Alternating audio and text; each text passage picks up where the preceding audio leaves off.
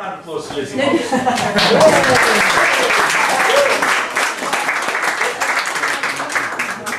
Captain, do you want to come round? Yes, I'll come round. Thank you, Martin.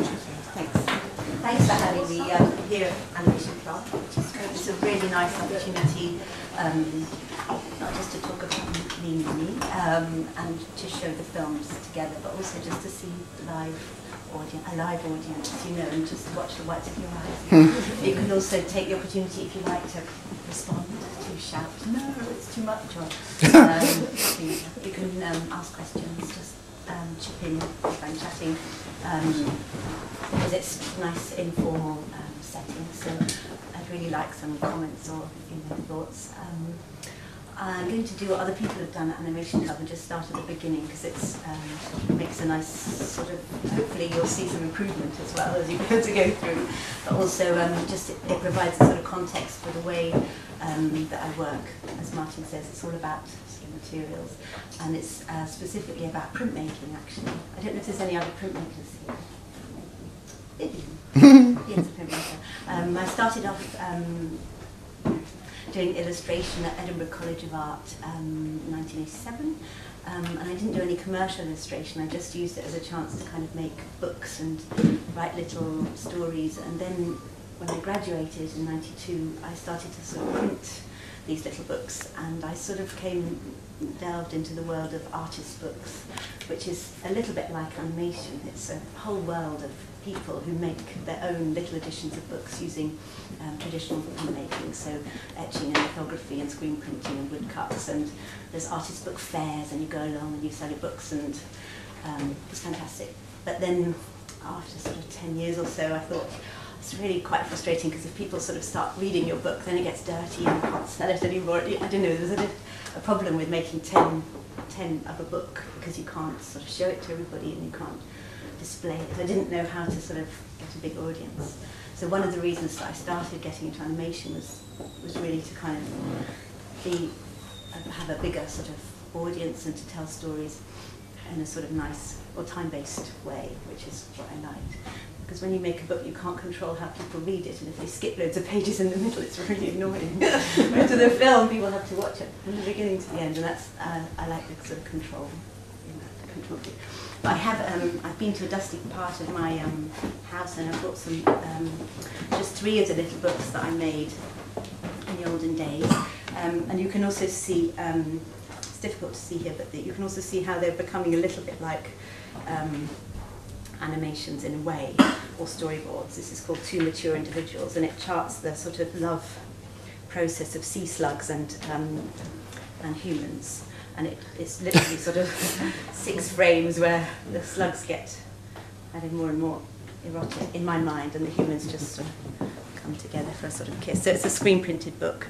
I made about 10 of them, and so this is. Oh no, I made 28 of them. And I made one called Tiny Current, which is about a tiny current as well. So you can have a look at these in the interval if you like. I printed tiny currents. It's about the army. And then this one is a Jacob's Ladder called Françoise, and it's just a story of a frog being picked up and kissed and then just chucked in the water again. So I was sort of trying to tell stories, but and so sometimes they're a little, looking at them now, I can see that there's a sort of need to bring it to life with in some way. I went to a place in Edinburgh where I was living called FVAC or something, a film and video place, and I borrowed a camera, and I've got a good fuzzy felt collection. Got 15 fuzzy felt boxes. Nobody's allowed to play with them. And the first 2 films, they're 50 seconds or something, blender and overexcited. And I sent it to the Edinburgh Festival, and they showed it. They're a bit rude, but actually we can show them. Okay. I do that. This is a terrible buzz on the sound. I turn the sound down. I'll just stop.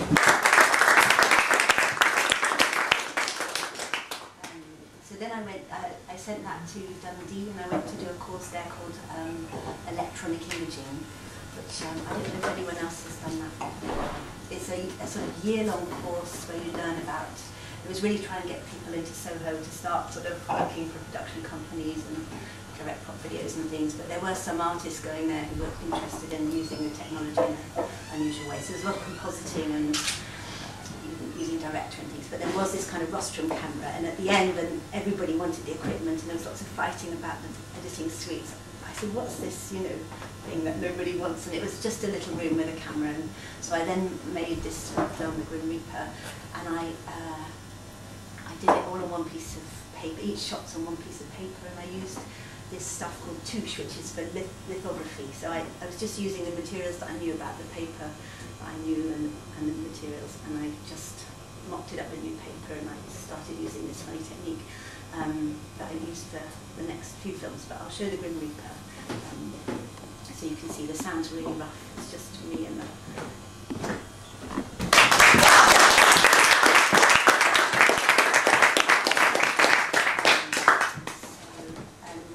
So then, that was 1999, so then I sent that to Animate Projects when they were doing one of their calls for filmmakers. This was the year 2000, and I think they probably did 5 or 6 a year. I don't know, is that right, Bunny? Because you did one. No, I didn't do that. Oh, didn't you? They did a few every year, and so it was. I think it was quite easy to get one in those days. I sent that Grim Reaper. It wasn't that easy to get. It wasn't that easy. Not that easy, but it wasn't easier than not now. Being able to get it at all. Yeah. Yeah. So then I made The Emperor, which is 4 minutes, and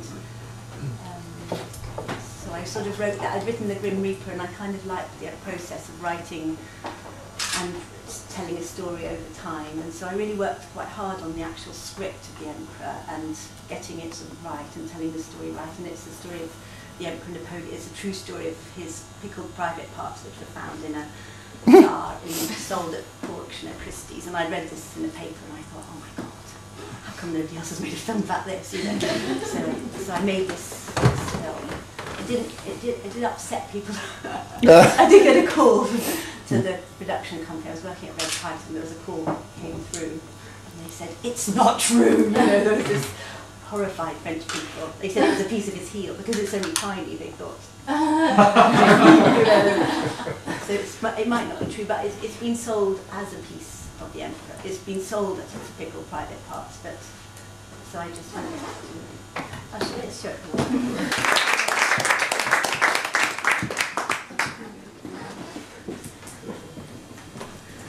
So that was my first experience of working with production company and post-production, proper budgets, and having time to spend. And I think because I'm not trained as an animator, I really needed the time, because each piece of paper, each time I tried to animate something, I probably did it 6 or 7 times because it just never quite worked out. You know, they would set up across the room and then get to the door and they were like that much bigger. So there's lots and lots of sheets of paper, and I did have practice time.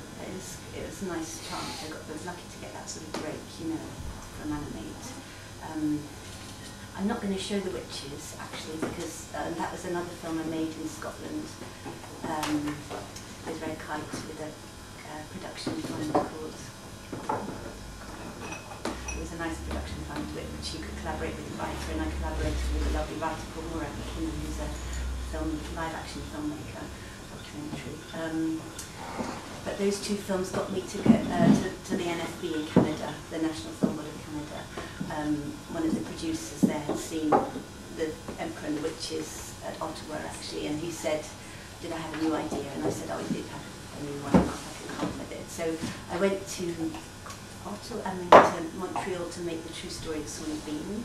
I just finished that in time. I was extremely pregnant, and so I managed to kind of race back on the last flight from Montreal and then have my own big fat baby. Big fat greedy baby boy. So it was,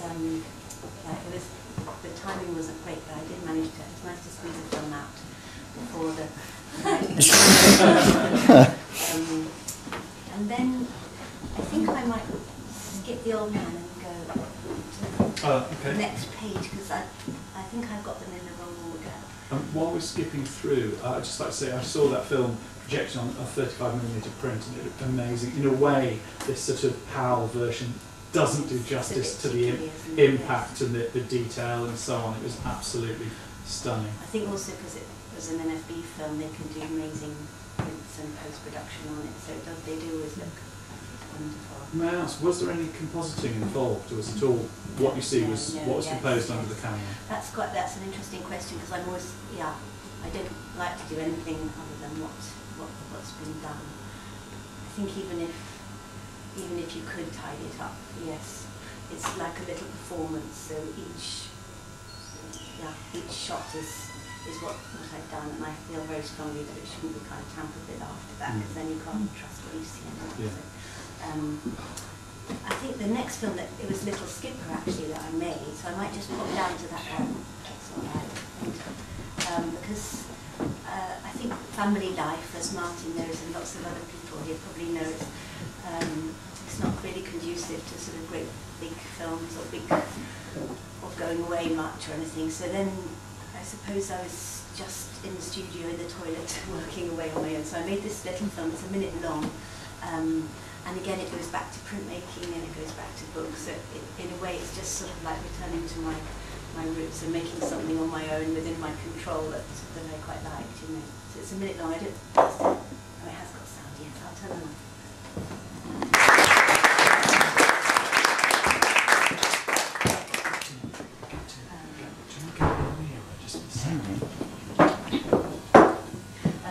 Then we'll go back to the previous page there, I think, which has got the old, very old man. Is everyone, because I know it can make you feel a bit queasy seeing all the watercolours. Is everyone doing all right? Because there's one more to go.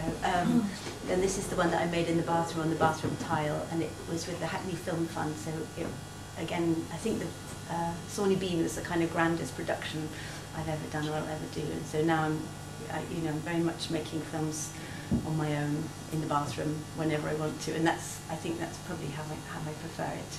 The Old Man, yes, was made on a very small budget, just me and my stuff. And it's a story, another true story of someone called Thomas Parr, and it's from a poem by John Taylor in the 17th century about a man who lived to the age of 100 and I don't know how old he got to now, 152. And so I kind of told the story of that. And I was really lucky to get Edward Fox to do the voiceover for it as well. He does a lovely job. He said, I'm not going to do any accents for you, but it's full of accents. So he did. So we'll see that one. It's 6 minutes.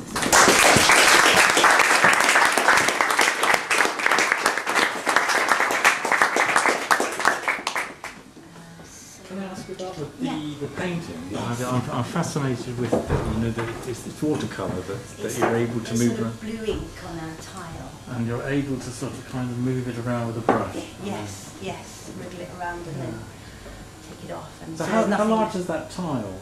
Oh, it's just a bathroom tile. So I sort of imagined it was quite a bit bigger. Yes, no, it's just, there's one tile and it's blank now, so the whole film, there's nothing left, and I quite like that because it's not, it's hard to store a film once you've done a film on paper. Where do you put it, what do you make it into? And so the tile was appealing at the time. So you didn't have several tiles with different scenes on it, it was just one tile? That's important to have one tile. To me, it was important to just keep going, yes. And do you work in order or do you edit? Yes, I do edit, so I do bits. I love animating dead men, so I just start with that. I love it. That's, for me, that's... I still haven't finished, I just keep going until, I don't know, yes. How's it recorded, by the way? How are you sort of recording the image? Yes, just on a rostrum. Oh, right, okay. That was just video, actually, so I've only just upgraded to, Dragon Frame, so that's, PAL. When you were working on the earlier ones, were you using some kind of video assist so you could see where you were and how the movements were going, or was it all done intuitively? They were, yes. No, they were on video anyway. But at the NFB I had a video assist and DSLR. Oh, right, okay. Yes, so I did have video assist there. but the others were just on video. Yeah, on video cameras, you know, Okay. 2001. Right. Yeah. Yeah. What, like an EOS setup? Yes. Yeah. Yeah. Well, you could see the pictures you were going, or was it blind? Were you shooting blind? There was one I was shooting blind, but so I think that was Sawney Beane probably. Yes, I think so. And I was just taking still. That's it. Yeah, I was just taking stills with a Nikon and then importing them to After Effects and assembling them there. So that was a bit more. Yeah, I was glad I'd done. But they didn't have Dragon in those days. No, They hadn't invented it. No, that was the best they could do. Yeah, really high resolution. And actually I didn't quite manage to finish it. I still had 2 shots to go, so they sent me over with their hard drive and their camera, and I sent them back by FedEx. Yeah, it was quite snazzy sort of thing. But yeah, so now in the studio I've got a DSLR and Dragon frame, and that's brilliant, isn't it? So I might just show Imperial Provisor Frombald and then we can have a break. Yes, I think a break is... Because I have got some of the other stuff that I do, but not in its entirety, just little snippets. But if I finish with my films and then... With the very old Bernard. Yes, the old. Yeah. Did you have the soundtrack before you started, or was that after? After, yes, yeah. Actually, I usually put it in place in my own voice and then try and do... Ideally, you'd record with the actor first and then do it against another, yeah. With this one, with the new one, with Imperial Provisor Frombald, I recorded the actor first and then made the film and then edited it and then just made some changes and then popped him in again, so he came twice into the studio. Yeah. That's the best way probably, so you can hear his voice. So this one's made, as Martin said, on 35mm and going right back to my printmaking roots and carving each frame with rubber stamps. So I did a lot of, when I was printmaking for those 10 years before I started animating, I did a lot of residencies, abroad printmaking residencies, and one of them in Finland, a 6-month residency, I did a lot of woodcuts. So I had these wonderful tools, and I got a little bit more dexterous, and so I can carve sort of small. You can have a look at these anyway. They're not so hard. It's like sort of butter to carve. But so I printed on 35, and I have got a sort of 35mm viewer that I can look at sort of rushes, but actually, because it was a random acts commission, so the budget's tiny, so I did have to do it digitally in the end. I just scanned each frame with a domestic scanner and edited them myself, but ideally I would have liked to have cut it on 35 and then made a print so that it retained sort of its integrity, but so this is a sort of digital version, and also it had to go on Channel 4, so that's why the digital version too. It's 4 minutes long.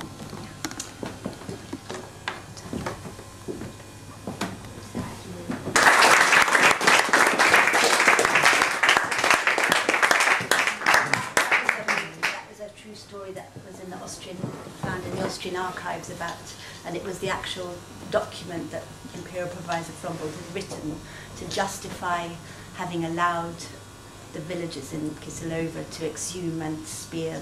This was the first sort of document of the exhumation of a vampire, and so I found this document and thought it's a great sort of premise, the idea of a sort of administrator going somewhere and trying to deal with the sort of motions of a village in Serbia at the time, sort of trying to manage their fear, and so I quite liked his, this topic.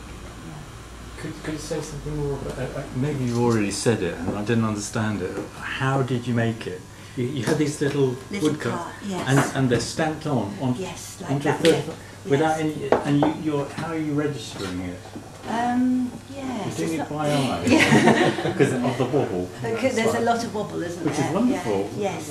Well, I met Stephen Wollashan. In the London International Animation Festival, and he works on 35, and he's got a shoebox which has got a registration device and these 2 turny things, and so I copied that, and so I have got a shoebox, and so you can sort of advance it to the right number of frames, and I mean it's not exact. You could see them on there. But you had, Yeah. but you had to make all of these little. Yes, little I've got pieces. 800 or 900 of those. Yes, yes, anymore. So it Yeah. took a bit of time to make I those. go on the back as well. Yeah, front and back. Yes, a little bit, but actually I'm quite fast. You know, I'm quite speedy animator really, because I'm not because of the slapdash. You know, I don't mind. You know, I don't mind the wobble. I don't mind the. You know. How about the colour? Was it again these inks? Yeah, I just chose a sort of limited. I thought it might help a bit if you could see when the vampire came, because it's quite hard to see to realise what's going on in the story. A lot of, especially friends from Europe, have said, "Looks all right, but I have no idea what's going on." No idea. So I know it's hard to sort of see. So I thought I'll help with a bit of colour here. And yeah. What inks did you use that it sticks to the Yeah, that one. It's just in Blade Rubber Stamps opposite the British Museum. They've got celluloid. Yeah. So, glass. but it's ink that kind of bonds to it well. It does bond, and especially if you don't bleach your film. Yeah. If you get it run through the press tech, you can take it to the processing lab and they process it clear so that it's still got the emulsion on one side. Okay. So you can use the emulsion to help. If you bleached it, it's just like plastic. It's not got anything, you know, to sort of stick to. Yeah, I love this. Yeah, I've done quite a few workshops for people sort of in this technique, and it's a really nice way of working. You know, yeah, I can always come up with something sort of fresh, and yeah, it's amazing. I think, yeah. When you say you've got 800 of those, how long did it take you to make that film? I probably started a few years ago, and then the NFB gave me a tiny bit of money to kind of develop it, and they were going to put it through their development process, and it kind of got so far, and then they had a funding cut, so they stopped, and then I sort of stopped, and then I sort of thought, actually, I'll just keep going, and then Abigail from Animate Projects came along, and she said, oh, you know, you can slot it into this. They had a little fund, Random Acts fund, so then I sort of started again. So probably I would say if I'd been working every day, maybe 6 months or something. Yeah. So not too long really. Yeah. And I made a 3-minute cut for the Channel 4 version because they have to be 3 minutes long, but it was a bit tight, so I made another version for myself with this original music as well, which I wasn't allowed to use on the television, so this is my sort of preferred. What music did you use on Channel 4 then? Barnaby Templar's collaborator Bradley did a version of this for me, which he hated doing, but yeah. Oh, so this is the original... Balkan music, and for the Channel 4 version they wouldn't... Oh, you couldn't buy the rights? I tried to buy the rights, but they were original recordings, and the people who hold the recordings said that they didn't know where anybody was, and they hadn't signed anything ever. So they said I could use it, but I wasn't allowed to use it for Channel 4. Oh, So. that's okay. Yeah, yeah. So the one on the telly is a little bit more. It's just a. You couldn't get they couldn't, yeah. Yeah, it's okay. It's all right. Yeah, yeah. It's just for a musician, that's a horrible job to copy something. Because I was just like, it doesn't sound right, you know. It's just not a nice thing to do, but it's what they did. Yeah, it's okay. But you can show it with this one for festivals, can't you? Yes, yes. I mean, yeah. It's funny. They say not for profit. You know, you're never Yeah. really going to profit from anything like this. Yeah. Do you want to have a break? Yeah, there? would that be good? Yeah, absolutely. I haven't got loads more, but I have got. It might be interesting to see the things that I make money from. I suppose a couple of things that I make money from after. Yeah. And perhaps you can show Yeah. have people Yeah. look at the. Yes, of course. I'll The leave them there. artefacts as well. Yeah. Well, no, I meant perhaps people could gather around in the second half and Oh well, they're just yes. Have a look and then. Yeah. Oh, okay. All right. Well, okay. So we'll be back in about 10 minutes. Can we have another round of applause for Lizzy, please?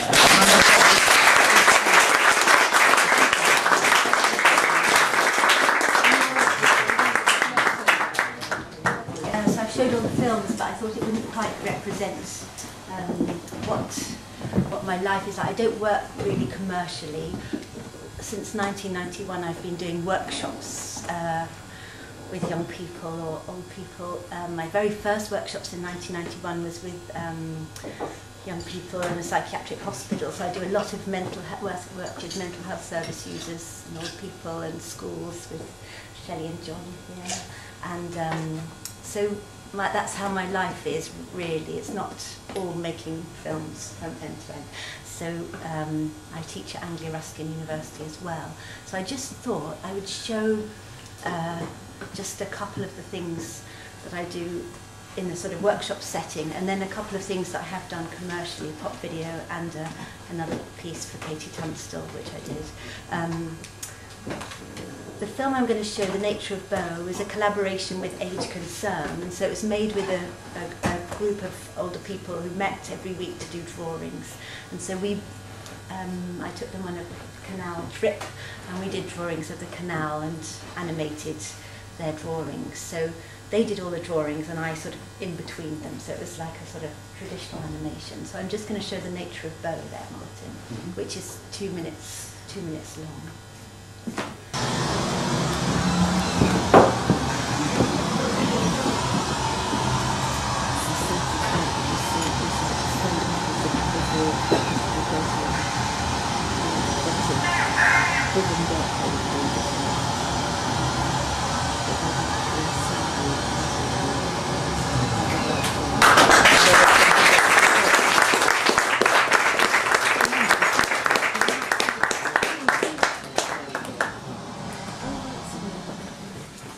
So I really like working with people who've never done animation before, partly because my skills aren't really up to teaching professional animators much, you know, but if you're working with, you can just use animation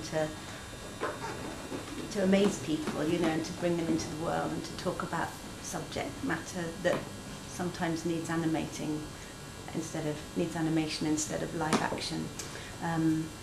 And so the films, I've made 3 films with young people in foster care with a group in Cambridge. And this is it's a kind of research project, actually. It's with the University of Cambridge, and it's to do with researching what young people in care need when they leave care or when they move from care into independent living. And this has become a sort of theme of work for me that's quite interesting, working with universities and who want to publish research in ways that is kind of interesting or more accessible to people. So I've done 3 films with Cambridge, and I'm about to start a new film with the University of London about young people and depression. So it's a good way of masking people's identity, but also a way of engaging young people in the process of animation as a way of getting them to talk about their experiences. So it's quite a nice way of using animation, I think, and it really suits the way that I like to work. So I'm just going to show, I think, an excerpt of that. It's on the next page, Martin. It's called Our House. Sorry, it's on the slow at responding. Oh, that's it. Yeah, the last one there. Sorry. As I say, it's very slow to respond, and that's it. 60 minutes. Thanks. I think it's just a minute or something. It's on the internet, so you can see the rest of those. And they function as sort of training videos for people who want to get into foster care, or so they've been sort of taken up as ways of engaging people in discussions about what young people need. So I'm quite proud of the work because it's sort of it's doing what it's meant to do, really. It's not kind of polished or sort of brilliant animation or well structured in a way, but it does have all the information that the young people wanted to convey. So that's quite a large part of my work. And then I've made a pop video with Katie Tunstall. I put another excerpt there. If you want to see that, shall I show that as well? Please. Yeah, okay. I think it's just another minute or so. Cells, actually, because he put a little advert on the Animation Club Facebook page saying he had loads of cells to give away. Do you remember that? Or a while ago, and so we went to get them, so I just used all of his stuff, which was really nice. So they were old cells that I put on those. So that pop video, she'd shot it in live action with somebody else and it hadn't worked out, so she said, can you rescue it? So I thought, well, I probably can a bit, but it did take longer than she'd hoped. But so I printed it out, you know, all 2,500 frames of it, and just snipped it out and refilmed it so that it was a bit more, yeah. Sorry, was that rotoscoped or no, I just cut out her, printed out all the photos with in snappy snaps and cut them out and then refilmed them again under the rostrum with frames of painted stuff. How many pictures was that? 2,500. A lot of printing. Yeah, and what was annoying was she had this sort of hairdo with all these plaits. Oh, it was really annoying. And then we went round a twist. And then when it went on YouTube, everyone was like, why is this pop video coming out now? The song was released a year ago. She only knew, you know. So she just gave me, you know, a few £1,000 to sort of just do that. It wasn't an official job. It was just a, you know, yeah, because I'd made these other films for her already. Yeah. I can show that one is hers. I'll show that and then we can stop and do. When you cut these photographs of these 2,500, they were actual photographs, and you cut them with a pair of scissors. Yeah. Sorry to ask such a Yeah, basic no, question. You know, there was no trick to it. No. And yet you could have actually sort of used loads of other processes to do that. Yes, I could have, I suppose. But you chose this very physical way of doing it. I always like to sort of be, the rostrum is my little place, you know, and I feel a bit strange.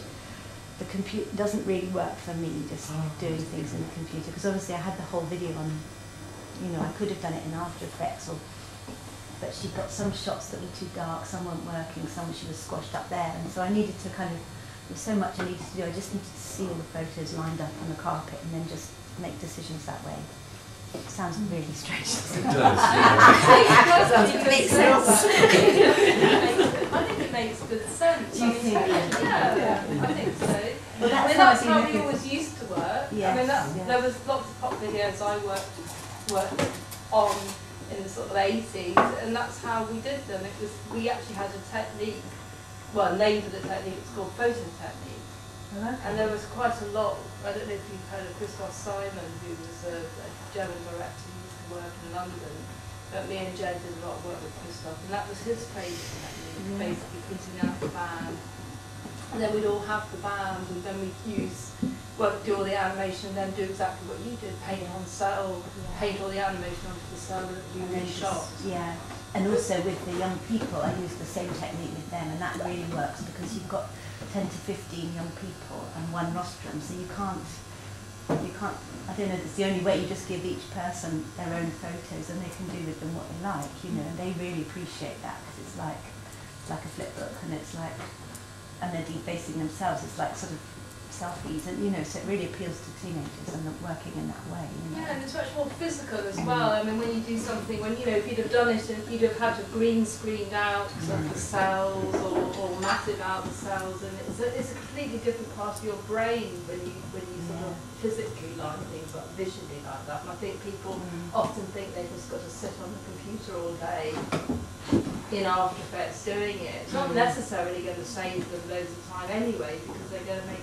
you know, often in After Effects you just do the same thing once you do it, then I'll shift it a bit, and you spend the whole day just fiddling. Whereas that's actually, once you've done it, haven't you? Yeah, yeah. Why was it 2.5? Sorry, come back to this Well, number. maybe it wasn't. Because, Like, presumably it wasn't like sort of like 25 frames per second. No, It was sort of 12. like 12. 3 okay. minutes, yes. Okay, it was 3 minutes. Okay, so yeah.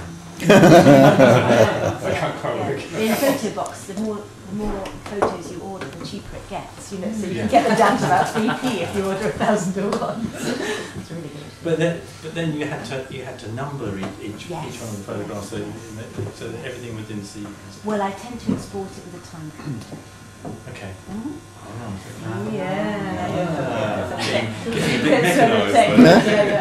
So you didn't cut the time code off? Well, yes, that's something that often happens. It comes off, yeah. And then they send them back to you shuffled, you know, or you know what I'm going to do. They must be wondering what I'm doing with all this stuff. Yeah, she's the one who orders 2,000 photos at once. It's quite like it. I'll ask a very basic question, but how are you animating all those 2,500 stills? Then I put them back under the rostrum with the cells, and I've painted sort of circles and blobs and put it with the cell on top, and so I'm just sort of lining her up again. So I have the original pop video, and I can just sort of see it with an onion skin, or not onion skinning, what's it called when you've got It is onion skinning. When you've where got you see through in Dragon Frame, it is onion skinning. when you've got the when the Yeah, video you lined line, up, you put yeah. you put the images that line up, Yeah. and then so you can basically rotoscope your. Yeah. Oh, rotoscope, that's what I've done. Yeah, rotoscoped on top, yes. But I mean the actual shapes, the sort of abstract. Those are and just everything. random. Was it quite random? Yes. So you kind of did the whole load of Did stuff. loads of them, yeah, and then bring them Yeah, in and and just yes. sort of saw what looked good with which images. Yes, Yeah. just jazzed around really. And I've done that I made a little film about a beetle coming out of a water lily recently for the Botanical Gardens. It's on there, but I did that in the same technique, but because I used a YouTube video of the beetle, and then I just had to sort of conceal it. I've used it, so I painted and I did jazzy stuff and stuff. Yeah, it's a nice way of working, especially if you're not that good at drawing something, beetles and things. That's not my stuff. You know, Yeah. sorry, are you about to say something? No, I wasn't really. Well, can I just return to our house, that excerpt? How did you actually do that? You seem to have a couple of film sections, and then you were sort of painting over them. Yes, same way, yeah. So, and what is that same way? Printing out the photos and You're giving kidding, them back to you the printed young the people. picture? Yeah. I can't believe that. Because that way the young people can have their own That's not photos. rotoscoped or anything like that. You No, didn't. no, So just it's all printed. and then they draw on them. Yeah, just to, they knew what they wanted to do to make, but also they had to conceal themselves. That's what they didn't do anything. They gave me some, back again when we only had 4 days, so. Was the whole project, was that rotoscoped? No, that was their drawings of swans, 10 women and then drawings of swans, and then I in between, so I drew them and then went from one to the other. So that's more traditional animation. Just okay. Yeah. Were you at all tempted to tidy up their drawings? I bet you weren't. Yes, I love their drawings. Yeah, they're they're so beautiful. beautiful. Yeah. But they're Those so swans. different. They were like really varied in their ability, but they were all gorgeous, They weren't were they? lovely. Yes, so nice. The swans. But it was just like some of the swans were really detailed, and then they just got that really simple. Yes. Did any of them comment on that when they saw the film? They really liked it. Yeah, they were confident drawers, so they liked their drawings, and they were amazed to see them together. And we went on a trip, and we were drawing together, and that was the most lovely part of it. And we were meant to go along this path, and it was probably half the width of this room. But the first one stopped, and she went, "Oh, no, I'm not going along there." I went, "What?" She went, "Oh, I'm not going along there." The canal was miles away, but she wouldn't go, and none of them went. So they were sort of clustered on the edge. We were drawing things that we could see from where we were, not going on the path. That wasn't. And Lizzy, for your work with young people and in mental health and things, as well as approaching it as an animator, have you had any training or anything?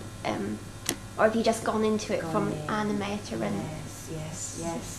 That's what we do, isn't it? We go in, we're like a SWAT team.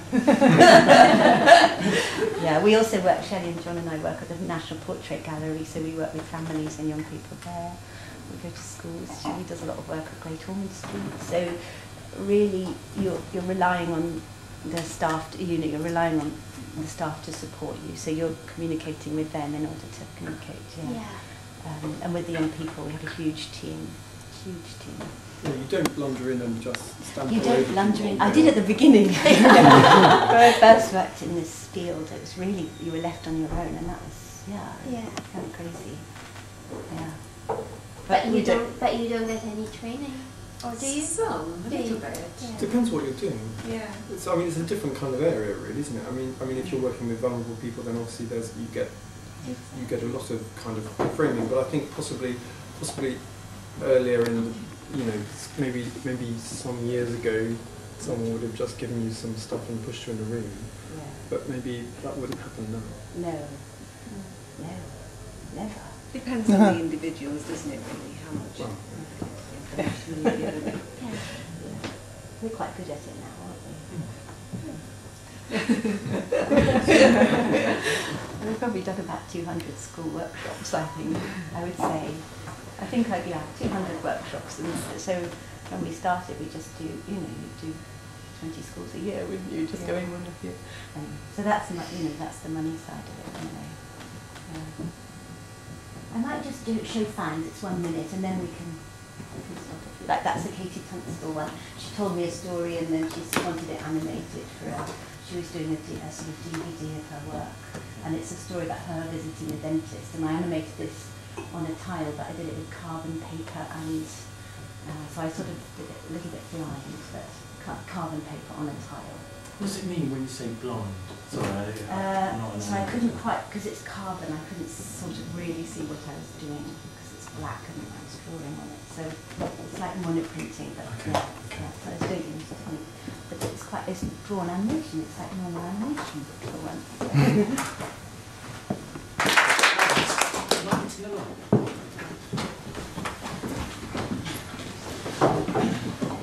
That'll do. Yeah, that's absolutely awesome. Can we have another round of applause for Lizzy?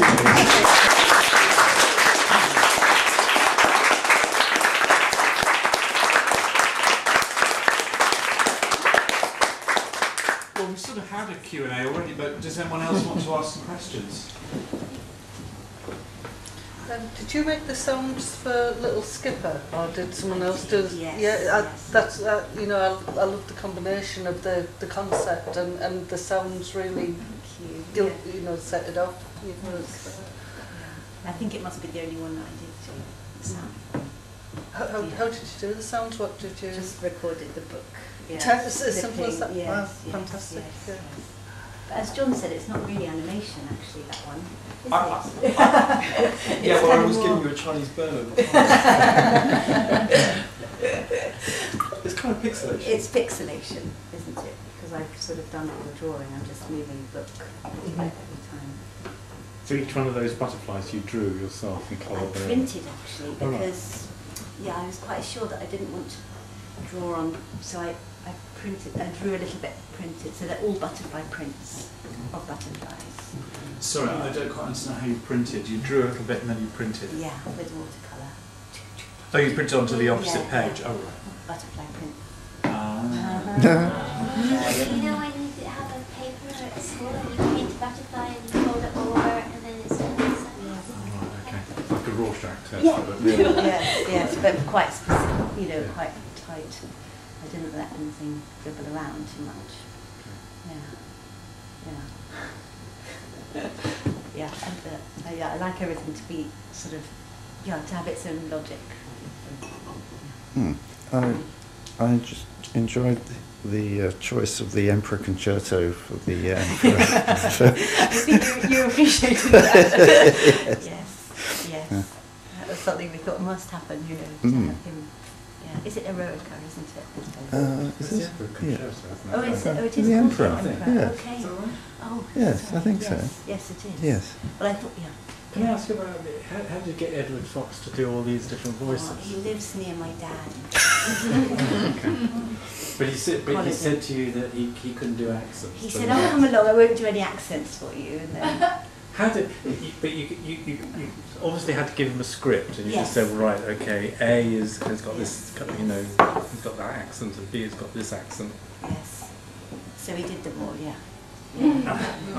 They're very nicely synchronised as well. You know, so you've got the animation, you've a little mouth and a big mouth, and yes, maybe I.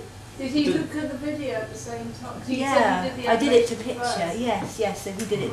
I only had him for 20 minutes max. Oh. Yeah. You watched the video and the recording studio. Yeah. 20 minutes. Yeah, he did two run-throughs. Yeah, one for good luck, but the first one's fine. Yeah. No, it's always the case, though, isn't it? You don't get people for longer than that if they're. I mean. I had Christopher Timothy for an hour. Did you? What did you do with him the rest of the time? Voices like that, even if they're in the pub, and telling you a story, actors often do that. It's pretty nearly spontaneous, isn't it? Yes, and because he's 70, I think he's so experienced, and yeah. I've had problems before when I've left it too late and recorded the voice up to the picture and it hasn't worked out, you know, especially for the Emperor. That's why my voice is on it, because I ran out of money and I had used an actor and it didn't work. his voice was too big and the watercolours were too small. Yeah. Yeah. With the butterfly film aside, everything else is extremely narrative. Yes. But that aside, is there a kind of unifying concern behind your work? Is there something that you could identify as the thing that makes you interested in a particular subject matter, or why you make film? I like telling stories that are true, that haven't been told before, that are a little bit funny. Right. You know, all of those early ones are Yeah. all true. There's not any untruths there. So I still look for those in a way. I suppose that's what I like in my own narratives, yeah. But I would animate anything. I don't mind, you know, I wouldn't, yeah, I don't really mind. I'd love to do more pop videos, and I'm looking forward to doing a project with young people. You know, as long as I'm animating, it's good. You know, I'm sure everybody feels the same way, you know. It wouldn't matter if it wasn't the right story, and especially nowadays, you know, with animation not being so well funded, you know, you get a little bit less precious about everything, don't you? Just think, well, I'll do that, you know. Yeah, a bit more slapdash, a bit more homemade, and that's not a bad thing, I don't suppose, for animation, really. It was very, very heartening to hear that you felt you'd hit your stride when you'd actually were pretty much doing stuff on your own after. Well, yes, but then I've been lucky enough to have had the chance to do the... Yeah, so I think for people graduating today, then it's different, isn't it? Yeah, that was probably a bit galling to hear, but, you know, it's nice to have had the chance, you know, when there was funding around, and, yeah. And, sorry,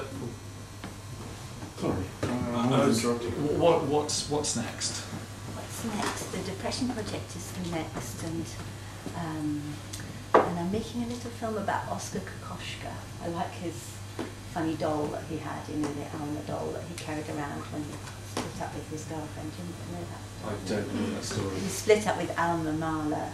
Well, she wasn't Alma Mahler, Oscar Kokoschka, and he had Herman Luz make him an exact replica of Alma Mahler in a doll, which is all hairy, so that he could, you know. So I really like that story.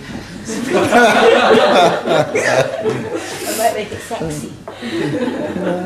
I might make it sort of X-rated, so I can't show it at animation club. You can show anything at animation That's club. true. Come on.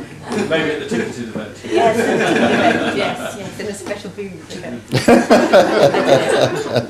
Yeah, that's what I'd like to do. Have you been tempted to do anything that's more sort of conceptually based, that's more sort of artist film and video and so on, because of your fascinating interest in material and texture and so on? I could imagine you, I don't know, doing a 35mm film loop or something like that. Yeah, no, I think I like sort of stories a bit too much. Right. Yes. With that with the 1 minute film that was shown, you know, in Kerry Baldry's, you know, the 1 minute punch, number 5 or whenever. Yes. Did you make that specially for Kerry? No. And you just hadn't have it. That was on the back burner somehow. Yes, and it's been doing all right. You know, that one I made it and I didn't show it for ages, and then it's gone into a hospital in Germany, and it's gone to a stop and go show in San Francisco. They go round touring, so it's sort of fitted in latterly. You know, it hasn't. So it's having a little turn. So it's quite nice, you know. Actually, I suppose it's just slots in. It's not too. Yeah. So why did you make it 1 minute? I thought that was enough. It's finished. Okay. You know, it looks shut. Yeah. Okay. Do you think it's too long? Yeah, but it had to be 1 minute. So you know, Oh, I it see. could be 1 minute Yes. rather than 1 minute and 5 seconds. Well, it's 1 minute and 6 actually. Okay. Oh, you cheated. But she chose Yeah. I thought it was done. 1 minute is a good length for a film, isn't it? Okay. I think. Do you have a personal favourite? Is there one film that you feel I like The Emperor. Yeah. That's your film? That's my favourite story. Yeah. I don't know if it's the best one. I mean, it's the one I like the best. I love Captain Lepissoir's face when he sees this emperor. Do you ever look at the men's faces when they see the king's Yes, And it's a carrot. It's really It's a little carrot. Yeah. We Yeah. chopped a little carrot and it landed on the table. We recorded that sound for the.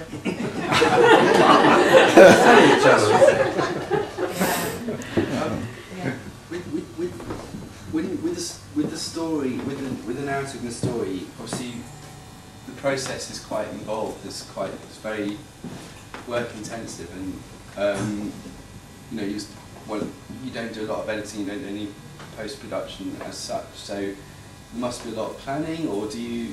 Yes, is it? I mean, do you have like storyboards? Do you just have the audio and the dope sheet, or when you're actually like on the tile, for example? Yes. How much do you plan that, or is it just? No, yes, it's sort of just. I plan it probably a bit because sometimes if you've got some funding, you need to present something. Right, but for that stage rather than for your own reference. Not for my own. It's Yeah, it's only 30 seconds. Yeah.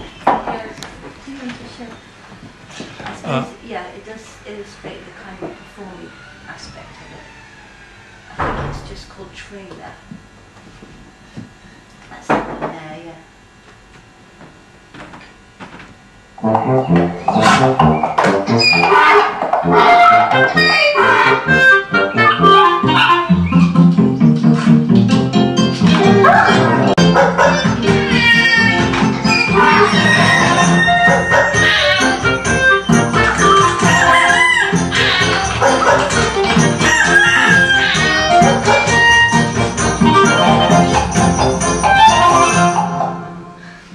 So you're relying on all those characters to behave the whole way through. And it's really quite a, that's quite a, yeah. Did you look at any rotoscoping sort of reference for that, or was it just sort of? I probably had some pictures, yes, or some drawings, but I didn't have any actual. It's just reference, visual reference. Yeah. But was it printed? No, or do you mean painted? Painted on watercolour on one sheet. On one sheet of watercolour Yes, paper? yes. Yes. And So kept going and kept Oh, I going, see, so yes. it's lighter and darker and darker and darker, getting It's because it's darker. getting really soggy and Yeah. wet and I see. yes, yes. Yeah. but if you have like a strong orange cat and then the cat moves, Yes. do you peel out the previous cat? Well, I'm just kind of stopping it up with new paper, and so Yeah. it's kind of always getting, it's just new paper and straight, yeah. But if you use too much ink, obviously then they get too dark and you can't see what. So that was, I suppose, I did 10 or 12 tries of it, and that was the one that worked the best, and that, yeah. So it's,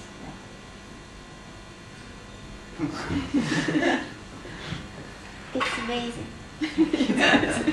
Thanks. Any last question? Okay, well, look, what a fantastic evening of films, fascinating insight to your working practices. I think a very singular vision, if I'm allowed to say that, and I think one that really sort of gets across your interest in narrative, texture, working directly, and sense of humour. So, It's really nice to okay, well, a big round of applause for Lizzy Hobbs.